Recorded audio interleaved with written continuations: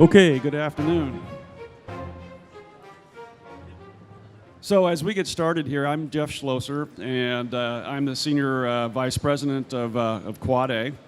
And this is one of our very first sessions here in the center stage for this year's Mission Summit. And we do appreciate you coming. It's usually kind of hard to sit here and just talk to each other if there's no one in the audience. And so we sincerely appreciate those of you that are out here to listen to this distinguished panel. The topic today is basically something that's near and dear to, I think, most warfighters' hearts, and that is working with our allies in a way that makes good sense for their country, our country, and helps us actually win. And so we're titling this session as Allied Standardization and Interoperability Lessons Learned. There's no test after this, so you don't have to be able to repeat that title, and I did not make the title up.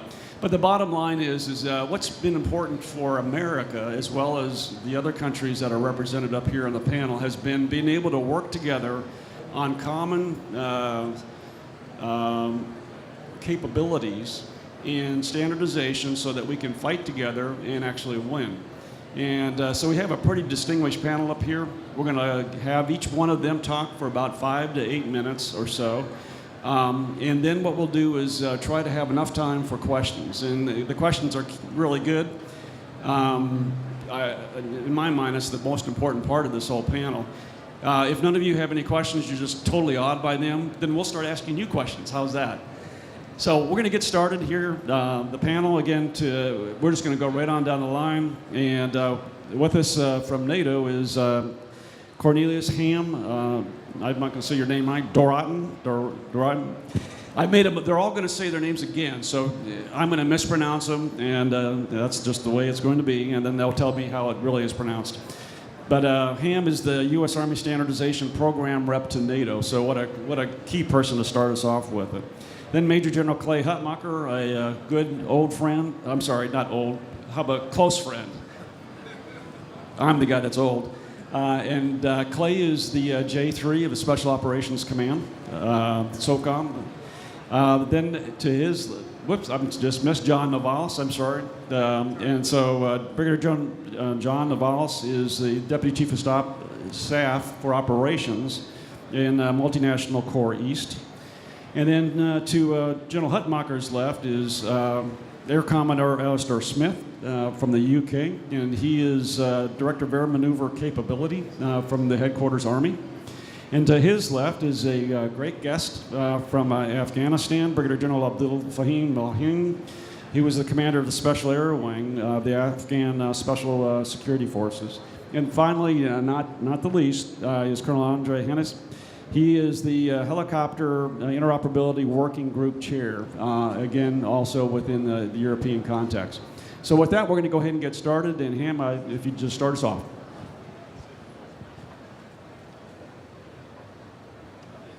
Hello, everyone. I'm Ham Dorrington, otherwise known by Ham. In all the countries of NATO, if you say Ham, most likely someone will know me.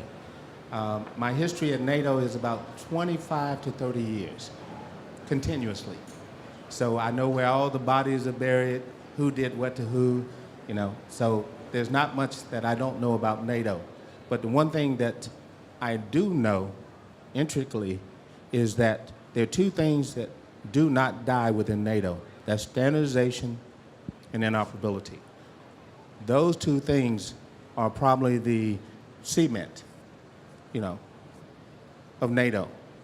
Without them, we become a alliance of a few, but with them, we become the alliance of many. So please remember that. So my outline, I'm going to talk about terminology, interoperability dimensions visually, because a lot of times most of the time, we all as individuals, we see things visually. When we watch television, we see things visually. We watch the mouse, but the visualization is there. Mechanics of interoperability. There are mechanics to everything. Interoperability and the standardization gaps. There are gaps, right? And then summary. Terminology.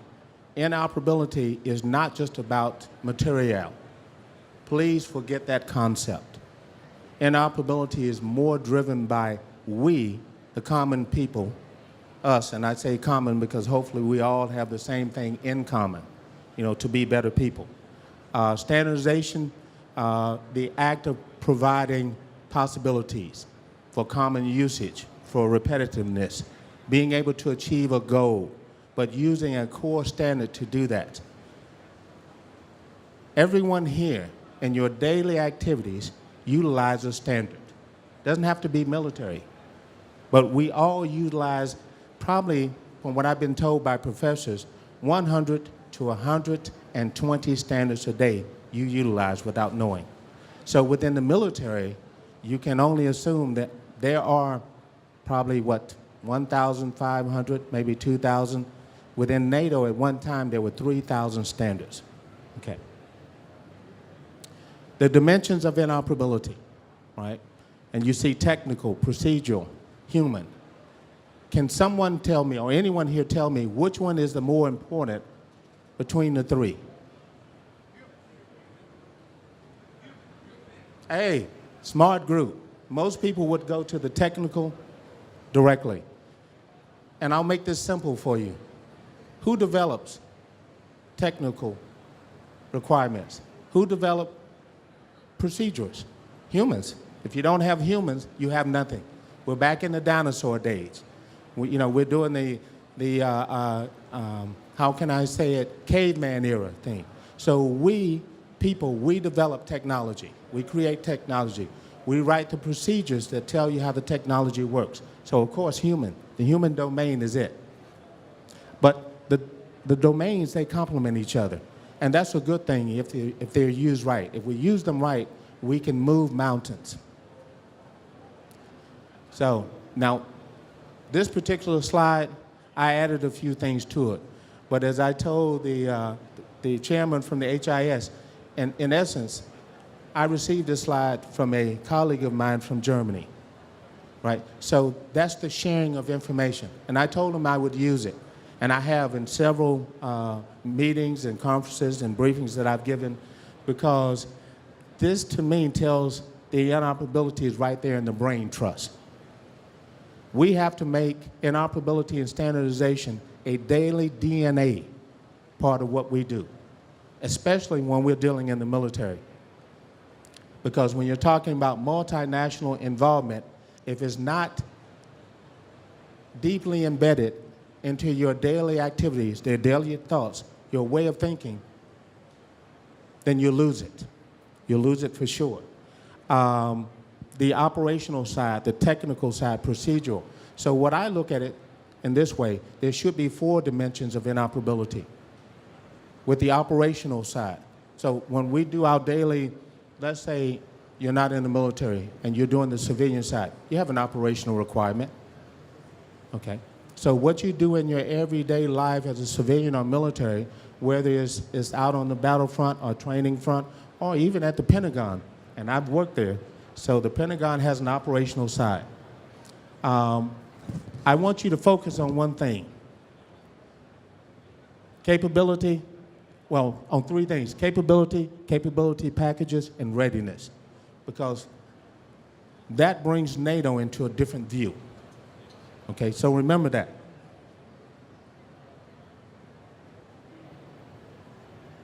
Wow. All right. Mechanics of inoperability.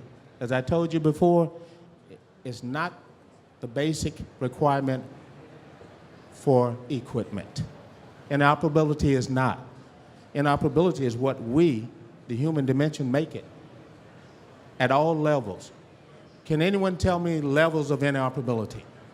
Are there levels? Do we have levels of inoperability? And these are the smart people.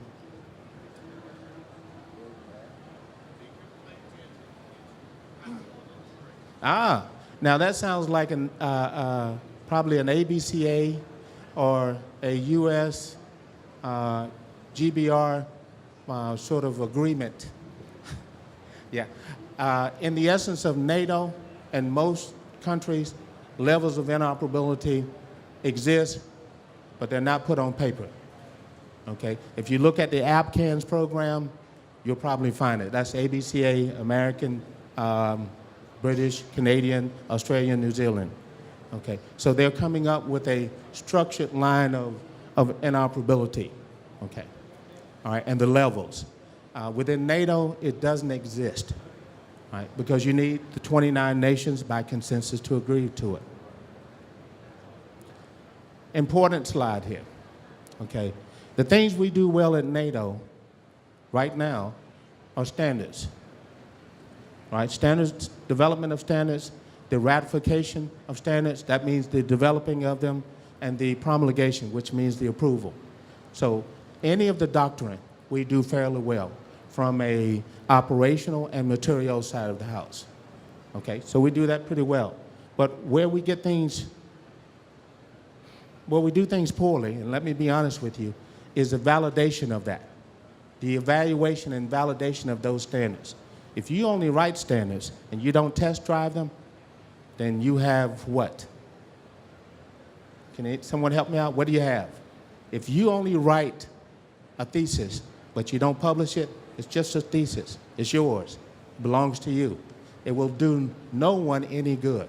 And when you are soldiers out training with other multinational soldiers, or even internally, you want to have your doctrine intact, in line. You want to be able to utilize it and count on it. So you depend on it. We do that very bad at NATO, very badly. And I have several studies to support that. So it's not just me saying that. The other part of this is the interoperability piece. That's missing in NATO. And everyone knows it. But the problem is, everyone has an idea how to fix it.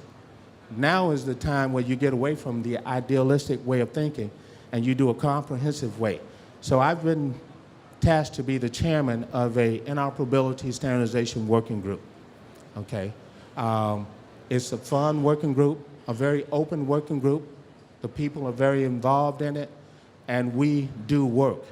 So a lot of the working groups within NATO and other venues, they do a lot of talking. And I would suggest to you that if you are part of such an activity, you want to do work. You want to do meaningful work where you can go back home and say, I accomplished something. All right. The part that when I told you about the capabilities, all right, most of the standards that we create in NATO are linked to a capability code. So how many people are aware of that capability code and the requirements of it? That capability code, thank you, sir. That capability code links you into a capability package. And there are probably about 156 capability packages within, let's say, the NATO realm. Within those packages, they provide the commander of allied forces the ability to reach into a capability requirement and pull it out and plug it back into an operational requirement or training. So that gives him the ability to move, to do the things he has to do to make sure that the requirements, the necessities, the needs of the alliance are met, right? If those standards, which are linked to those capabilities and capability codes, because standards can drive the development of capabilities. It's easily done, okay? If the evaluation or validation of those standards are not taking place, if the requirements of interoperability or levels are not indicated in those capabilities, what do you have? Do you have hands-on or eyes-on as to what you have in your stock? What you can pull out and plug in, and does it work? The last thing on this is readiness. All of this is done to support readiness within the alliance. So how can you determine what level of readiness you're at if you don't get the others correct? Now, NATO is working hard at this. The Defense Planning Committee is working hard at this. ACO, Allied Command Operations, is working hard at this. SACUR is working hard at this. So we all are working hard, but working hard is great, but you need to work together. You see, working together makes things a lot easier than you're working independently but working hard. And the last thing is, when you do interoperability and standardization right, it improves awareness, enhances readiness, there goes that word readiness, contributes to deterrence, lowers the cost, and most important, save lives. Okay, so any questions? Hopefully not. All right. Okay. Okay, Ham, thank you very much. And John, on to you. Okay, thanks, Ham. My name is John Avalis, and I'm the operations officer for a NATO headquarters located in Poland. So every single day, as an operations officer, I'm looking at this interoperability issue that we currently have. I would have to say that we all would agree with the fact that if we have another conflict, especially if it's in Europe, there's absolutely no way we're going to go alone. At least the U.S. will not go alone. It will be a coalition. It will be a group of allies. It will be a group of friends who are all trying to get to the same goal. So rather than highlight what Ham already talked about, I'll just give you a quick history lesson just to kind of highlight what I consider it's a pretty wicked, complex issue, to be quite honest with you. We know that Russia went into Ukraine a couple years ago, and the result of that was the NAC and the military committee decided to put enhanced forward presence task force battalions into 4 countries: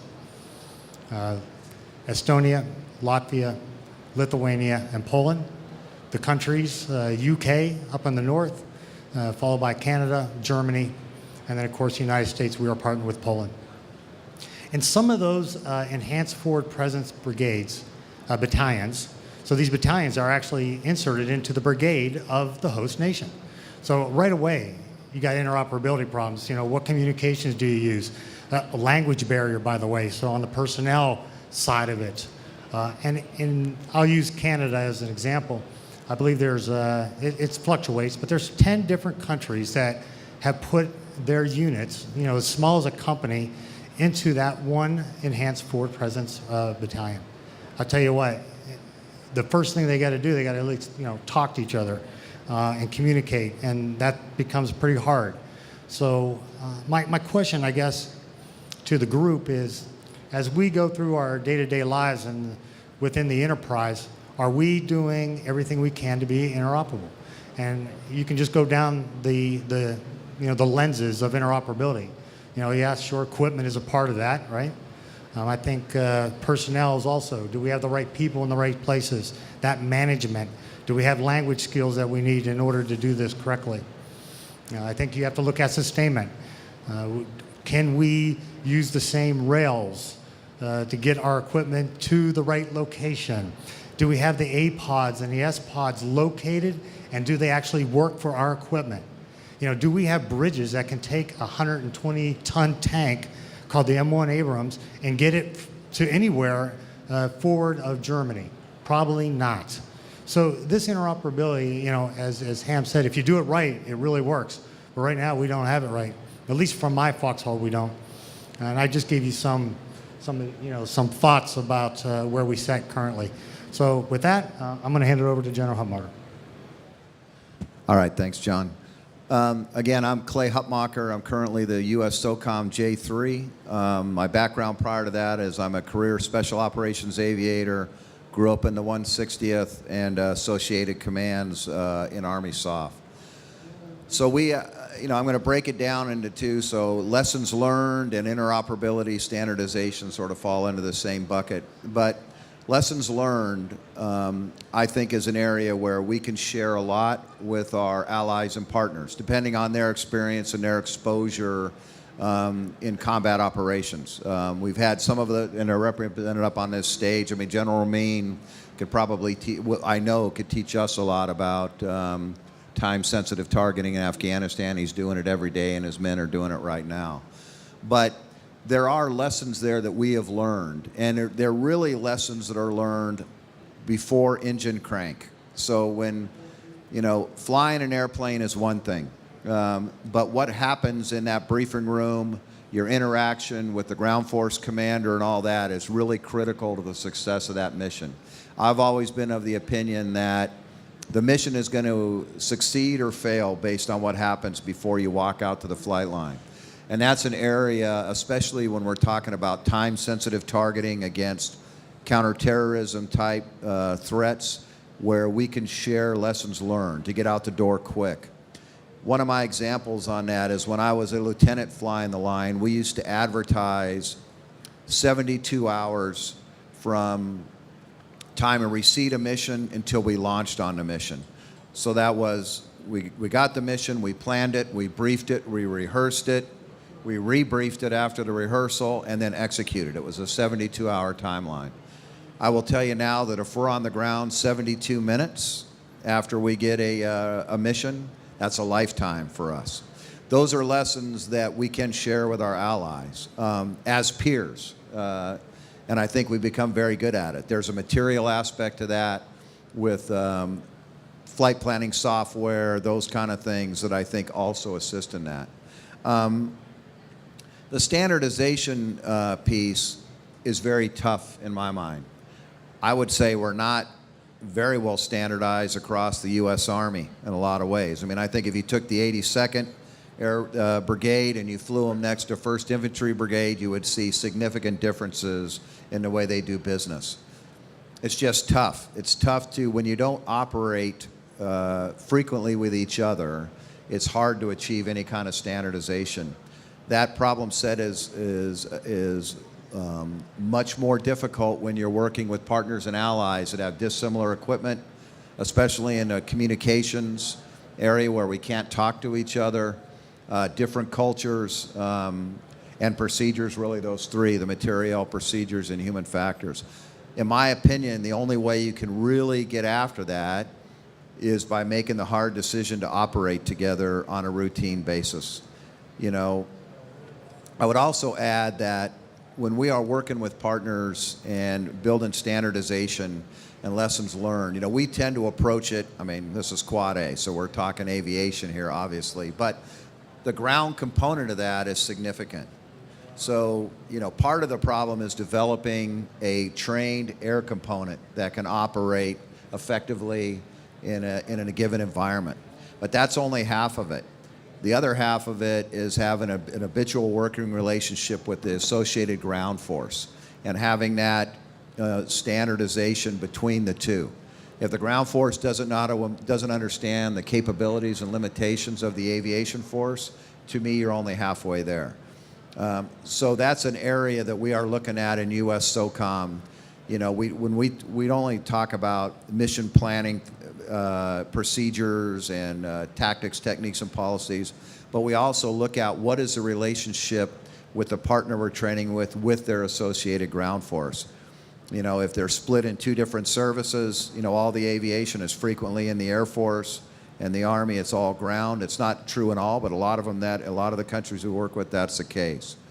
So the 160th, or our SOAC, Army Special Ops Aviation Command, their attempt at this is through the Special Operations Air Advisory Detachment.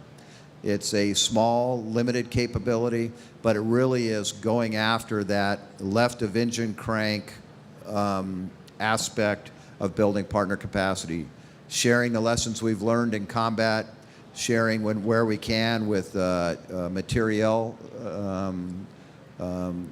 material applications to help them build up their capability to get out the door quicker. And then on top of that, we really have to make time to operate together. We do that in combat. I will tell you that between the U.S. Special Operations Aviation community and our General Purpose Force counterparts, we've learned that lesson in some very difficult and hard ways where we have discovered internally that we're not interoperable. The way we addressed that was with pre-mission training before those units deployed when they're operating with soft forces. So again, I come at it from a soft perspective, but I can tell you this is a tough problem set. There are really three dimensions, and Ham really covered it very well. With the materiel piece, it's a lot easier when we have like equipment, like communication capabilities, but the procedures and the human factor and the culture factor, you can only overcome those other two, I think, or mitigate the differences there by operating together as frequently as possible. Okay, with that, I'll pass it off to Al. General, thank you. My name's Al Smith, so I'm Head of Capability in Army Headquarters in the UK.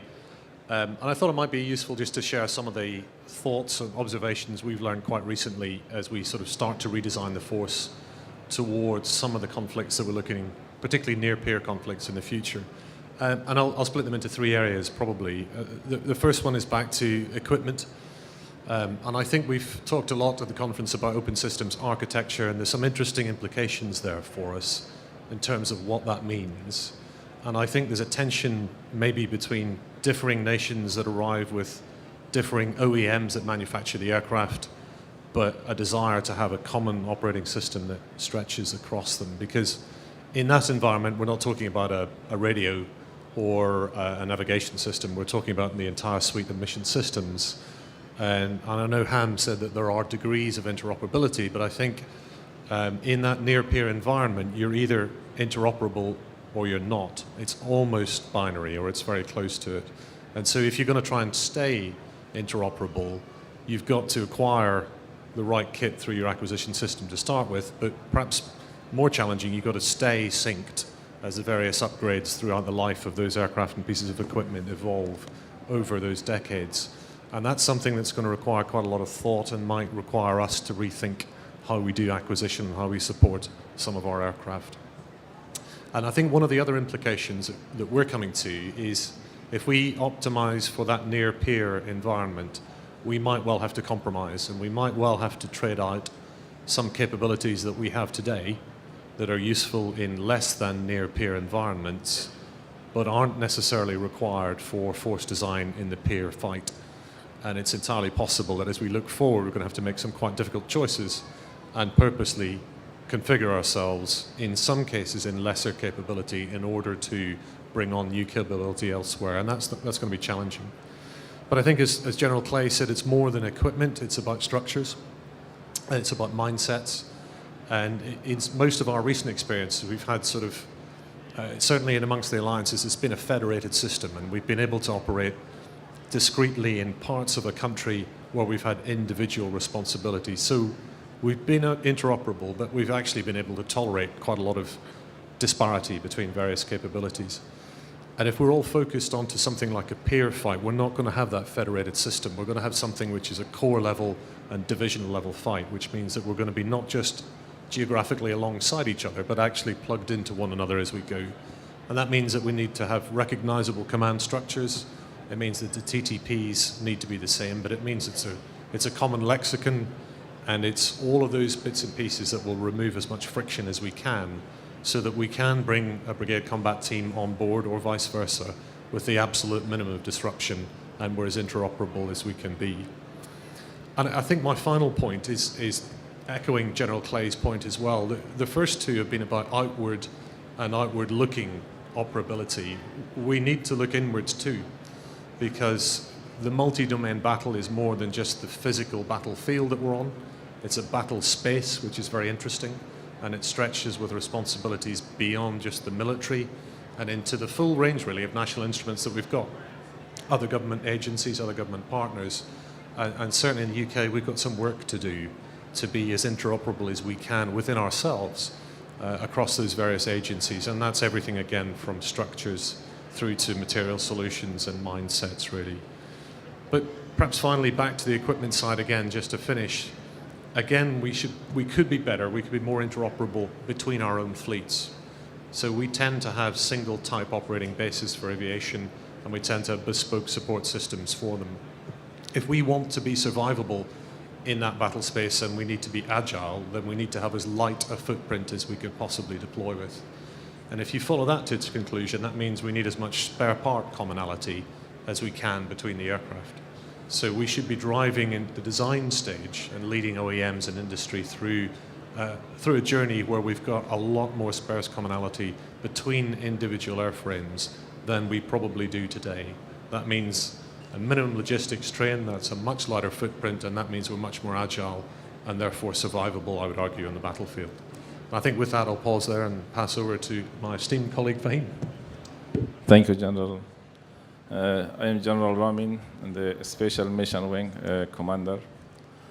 Our success in SMW is the interoperability to working together with the coalition forces on the tactical and operational level jointly.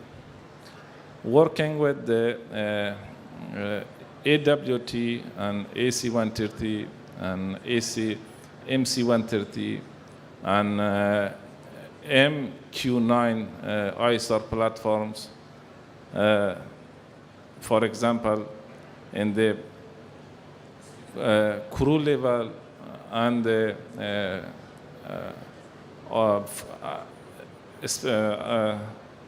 working level and the partner ground troops working. This is all depend to working together.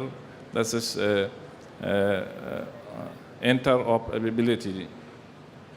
Also, on the planning for interoperability, working for prepare training for interoperability. It is the since you know Afghanistan is very toughest place for rotary wings flying or mission. For this reason, we need work together, work shoulder by shoulder to do the mission safely and effectively. It took many years to for SMW we be in present position right now. This is all the means the interoperability is very, very important. Without that, we will not do any successful and effective mission and operation. Thank you. And General, we do have, I believe, we've uploaded the video. Would you like us to run the video? I can hear you. We have it uploaded. Yeah, right? please, if you show that video, that answer all the question. Not so fast, General, but can you roll it, please?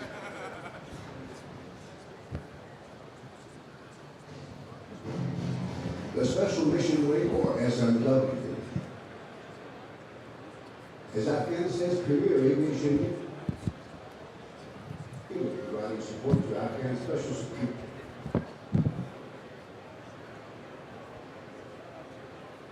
forces. The SMW conducts day and night multi-role aviation operations, delivering combat forces through Europe on uncrewed locations, often under ground and low-light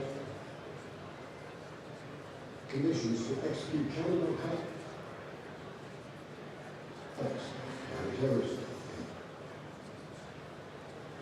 humanitarian operations. SMW pilots and crews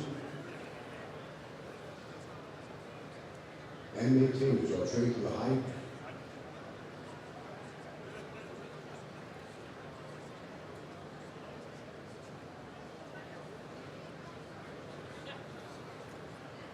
Well, it sounds like we're missing some of the audio there, but I'm going to have it continue to run because I think you can see just from the pictures a large amount of the content that the General was trying to show. And I apologize for the sound portion of it.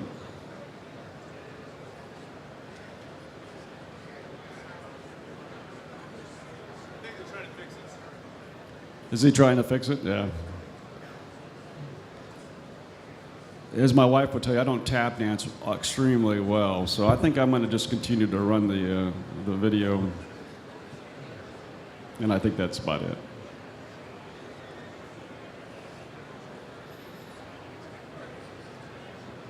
Okay. Well, nope.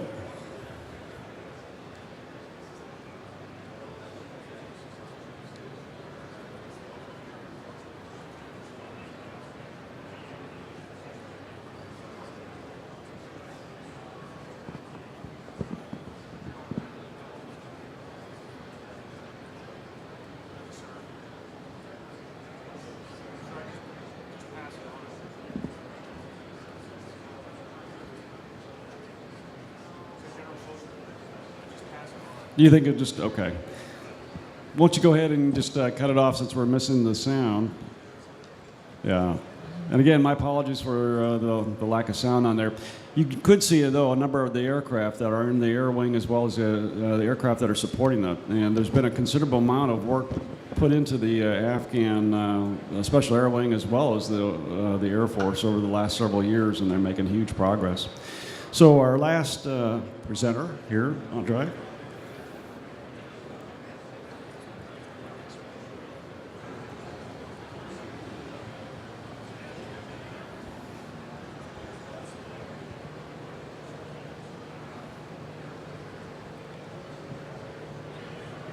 Oh, fine. Good afternoon. My name is Andreas Henne, and I'm from the German Army Concepts and Capability Development Center. And in this center, I'm responsible for the Army aviation development. I'm here this week for a meeting of the NATO Helicopter Inter-Service Working Group.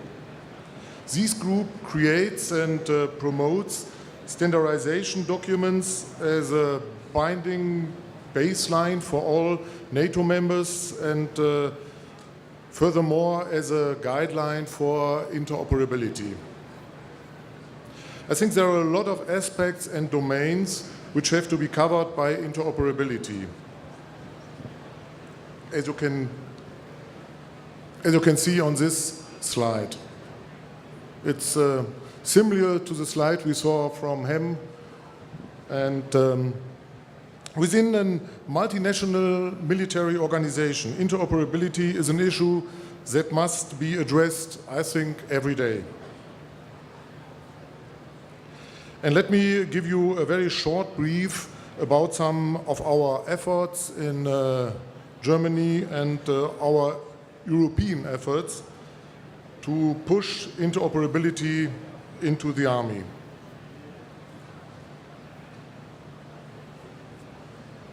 The Air Maneuver Center, or the Air Maneuver Training and Exercise Center, is the German Army central training institution for all aspects of air mobile operations, and it provides virtual training, planned command and controlled, practical training, and field training exercise. And it's open for all participants of all NATO countries. The International Helicopter Training Center is responsible in its core area for the basic helicopter training, flight training of the German Army, of the German Navy and Air Force, and it's also responsible for the mission flight training with our NH-90 and Tiger helicopters. The next generation helicopters from other countries, for example, Sweden and Netherlands, are also trained there.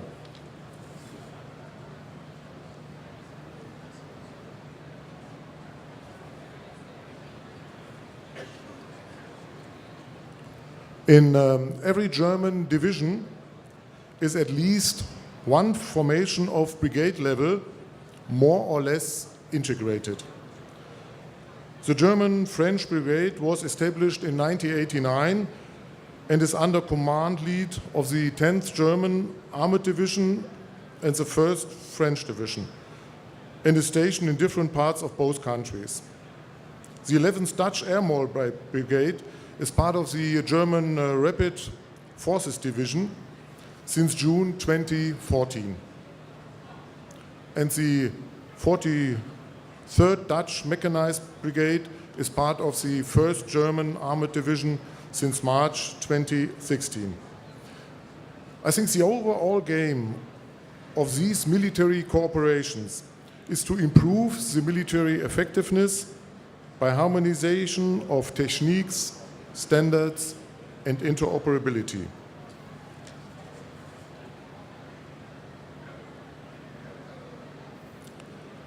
On a European level, we have, for example, the Eurocorps, which is a military headquarter. It is able to operate with up to 60,000 soldiers, and the core staff consists of soldiers of France, Poland, Spain, Belgium, Luxembourg, and Germany. And associated nations are Greece, Turkey, and Romania. The first German-Dutch Corps was founded in 1995 and is a high readiness headquarter. with a very close cooperation between Netherlands and Germany. And furthermore, there are 11 associated European countries. The headquarter multinational Core Northeast, we heard about it, in Stettin exists since September 1999, and the lead nations are Denmark, Poland, and Germany, and a lot more nations are assisted. If we, I hope so, agree that the interoperability is an issue that may be addressed every day, the way to incorporate nations on brigade level or above is, in my opinion, a very good and right way to train and exercise together to be successful in missions. And especially the shown training centers are for us, the Army aviators or the air mobility community, are good nuclei to begin an interoperability at a very, very early level. Thank you very much. Okay, thank you so very much. So what we're going to do now, the rules, we have about 15 minutes, and the rules are going to be that I will act as a facilitator and, the talk show host, and I'll come on down. I have the microphone. I'd ask if you have a question and you have it for a specific person, say, like for an example, General Hutmacher, this is a question for you. And then just repeat the question in the microphone, because this is being taped, but if it's not in the microphone, it's not heard, and they won't hear it either. And we'll try to go and do it that way. And again, if you don't have any questions, I'll just start picking people out of the crowd and embarrassing you and asking you a question. See if you paid any attention to the thing. So can we start off? Ms. Judson. Hi, Jen Judson with Defense News. I'm about to head to Germany for the Joint Warfighting Assessment next week. So I wanted to ask you about interoperability in Europe specifically. Obviously, there's a lot of technologies out there that can help you connect your different communications capabilities, things like that. But what, in terms of policy, do you think needs to be changed in order for interoperability to come a little bit easier? Well, one of the things I think is, so the security cooperation, system and foreign military sales and all that, I think we could do better in security force assistance informing our foreign military sales. So what we have seen, and we've stood up a cell in the SOCOM J3 to get after irregular warfare, security force assistance, to try to mature that. So that is just one component of security cooperation, and that would inform potential foreign military sales for partners. So we're training on, and it's sort of a logical sequence. So I think we could do better on and I'm not sure, I think it's somewhat of a policy issue, but we could do better at lashing up those two aspects of security cooperation. Other panel members want to take that on? Yeah. We take John's, yeah. Within NATO, you have, I would say, a delinquency in the policy. You have a NAC policy which was developed in 2009. So normally policies are reviewed every 5 years, give or take. So until we take the NAC policy, which is the North Atlantic Treaty Organization Council, that's the highest council, until that policy is upgraded, we will still be living in a backdraft, a back era. The military committee has no policy, nor does the CNAD, so that's the Core Directive of Materiel. Now, I have to give thumbs up to the communication side, because the C3, or the communication, they have the most current policy as of last year. Policy drives the alliance. That's the driver. If you have a good policy, a very strong policy, then nations tend to follow the direction of that policy. So. Good. Anybody else want to take that one on? Okay, another question. Yeah, hi, James Drew from Aviation Week. I'm wondering about what your thoughts might be on the Trump administration's recent change of policy related to unmanned aircraft sales overseas. Part of the rationale for that, is what we've been told, is that it's to counter the influence of China and other drone makers that are out there, and having allies fly US drones would be more interoperable. From an Army point of view, how does that affect your business, if at all?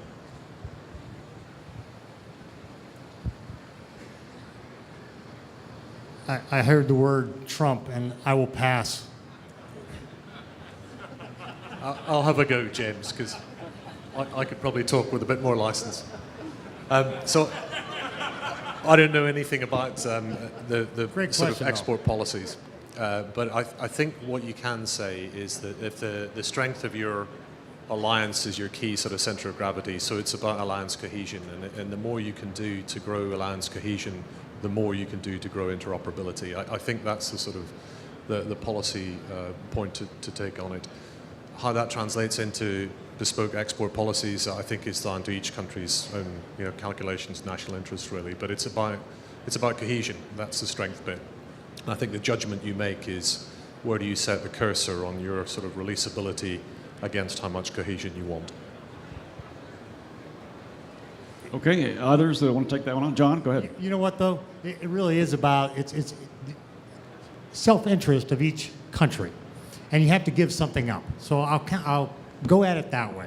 So you realize that we have no one common NATO secret communication device that everybody wants to use, right? Okay, but some countries will not buy it because of their own desires to use their own system. So once you get through that kind of policy stuff, and that trade or whatever you want to call it, that's when we'll finally start making some headway on this. But everybody's about their self-interest, which I totally understand. We all are. But at some point, if we really want to get after it, we're all going to have to sacrifice a little bit. Maybe it goes back to policy. Policy drives NATO. The NAC has to come together and say, this is something we want to do. And once they all say yes, then off we go. Right now, they're not very close to saying yes on a simple thing like a common, communication device or a common computer system that we can all run off of. So, Well, to follow up, let me ask a question on that.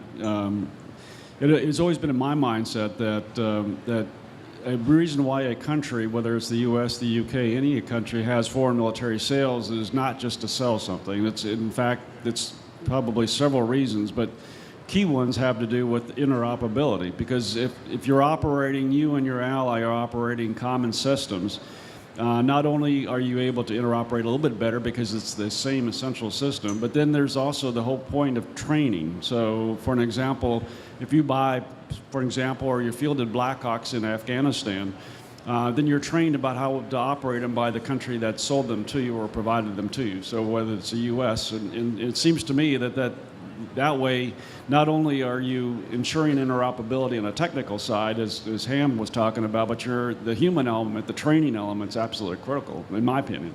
And that's what is also in our national interest. And so the sale, while it's good for industry and things like that, it's actually great for a national interest of a country. Anything that you guys wanted to pile on? I mean, I'm stating the obvious to all of you, I suppose. no, but to just highlight that, sir, right now, the Special Operation Forces are doing a really good job at that. In Estonia, Lithuania, and Latvia, they don't have big armies. I mean, we're talking about a brigade for each one of these countries. But they have great special operators, infantry ground guys that do a really good job. And they're buying their kit from us. So that means everything that they have is interoperable between the 3 Baltic countries. So literally they can move forces across boundaries if they need to and actually be able to communicate with each other. We haven't got there at a higher level than the infantry, but they are buying the same stuff, and it really helps. Sir, I would add on to that. So in SOF, we're creating almost like an Amazon type of website. So SOF operators that are downrange working with a certain partner have menus of items that they can pull down that are specific for that problem set or what the requirements are for that partner. So we're making it, and so it's really bottoms up. They can reach out and say, we need this piece of equipment, this kit, for this particular partner, and they order it online through a SOCOM-sponsored Amazon type website like that. It's not an Amazon website, but it's something very similar to that. That's very interesting. Okay, another question. Okay, sir. You first, and then you. It says, good afternoon, Wing Commander Mark Bigadike from the Royal Air Force in the UK. Ham, you mentioned that policy should be the driver for everything, but I think the reality, as we probably all realize, is money, finance. So with the financial disparity across NATO countries, how do you avoid the race to the bottom, i.e. accepting the lowest common denominator in terms of the systems that you're buying?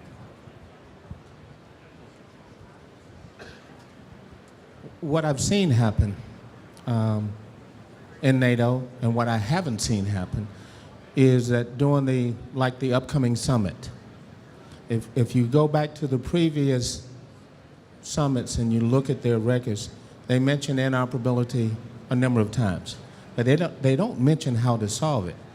ACT, or they had a Tiger team, which gave a 2015 report that identified how you could fix that problem from a material side, from a operational side. But again, the core group, those ambassadors that sit in the North Atlantic Council, have to do the dirty job. They're going to have to come in because most of this is politically driven. The world is small, and it's small because every country now is producing something, some type of technology that is a very unique technology. Every country. So this is not just driven by the US or by the UK or by Canada or China, or it's every country. Every country has someone that has the ability to develop something. The thing is, how do you get past the core structure of the political side nationally? That's where it is. So once you cross that threshold, the military is willing to work together, I do believe, and I've seen this in a number of the countries. But it's the driving force of the nation, as we indicated, what's in their best interest.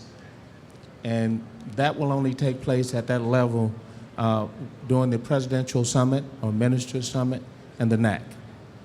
Because the money is there. When you talk about NATO common funding, ooh, there's a lot of dollars or euros inside of that. But getting it to be utilized in a way where it benefits everyone from a common goal, that's different for equipment-wise. So, Okay, thank you. So we have time for one more question. Thank you, sir. My name is John Stow. I work for a company called JH&A. I'm a software architect working future vertical lift programs. And I also work on a number of standards, including the Future Airborne Capability Environment and the European standard equivalent to that, European Component-Oriented Architecture. We're involved in a number of standards alignment efforts, but they're very few. So I have two questions. The first is regards to support for standards development. As you know, standards take a very long time to develop, and especially in the area of equipment and architecture, open architecture, if we're going to be sharing software components and such, then what is the groundswell for putting more standards alignment efforts into the pipeline early so that they can mature in time for procurement? And then the second question related to that is the development of the user requirement in an understandable way so that it can flow correctly to the material developer so that we put interoperable international standards requirements into the material procurement process. Thank you. Okay, who's going to take that one on there? I always like two questions in one time. It's hard to remember. Good question. Well, lots of good questions. NATO now is working toward bringing in civilian standards, especially from the materials side. So that's a CNAT adventure. I think it's Brigadier General Sergeant who's working on one side of this from a CNAT perspective. He's on the what we call the armaments side division, and I've spoken with him. I've spoken with other people. It is a how can I say, an action in motion. So they are doing it. The other part about developing standards prior to existing or looking at developing standards for the future, that's a good point. Most people do not engage in that. But a lot of it, if you're speaking software development, that's the C2 side of the house, and they are very active. Unlike probably the other parts of NATO, they are very involved. Right now, if I'm correct, and I think I received this from a very good resource within ACT, which sort of heads that particular part of NATO, they are looking for the future. So they're going back and looking at all the development portions of contracts when it concerns, or standards when it concerns software.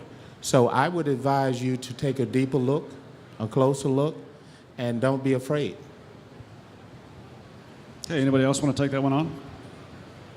I guess I could talk a little bit to the user aspect of this. And again, I'm coming from a soft perspective, and our problem set is different, less complicated from the general purpose forces in that we're only really servicing one small population in the big scheme of things. But we created a element called the SIMO, Systems Integration Management Office, just to provide that user interface to the vendor and to the acquisition community as we develop. And that's everything from aircraft to software to guns, you name it. To me, that's a great model. The more you involve the user, and I received a brief from a vendor this morning that are doing the exact same thing, bringing in users, you're going to get closer to right coming out the first time. But again, it's hard. I think, the Army Aviation uses the TICMs for that, but they're a little bit more removed than we are from our customer base.